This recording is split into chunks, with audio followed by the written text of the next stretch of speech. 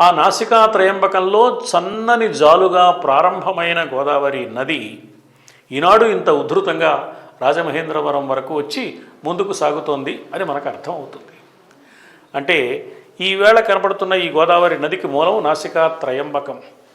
వేదంలా గోదావరి ప్రవహిస్తోంది అని వెన్నెలవలె కృష్ణవేణి విహరిస్తోంది అని ఆరుద్ర మహాకవి ఓ చమత్కారమైన మాట చెప్పాడు.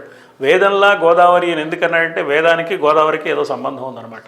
ఏమిటా సంబంధం అని ఆలోచిస్తే మహాభారతం వేదవాంగ్మయం యొక్క సారం అని అనుకున్నాం.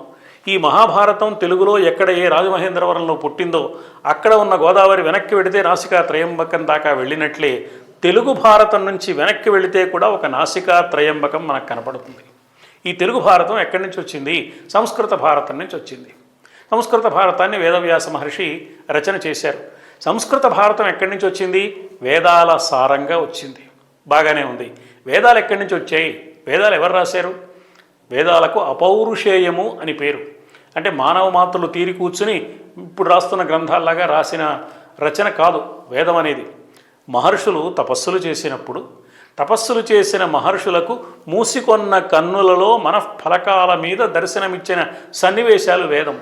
అందుకే వేదానికి దర్శనం అని పేరు.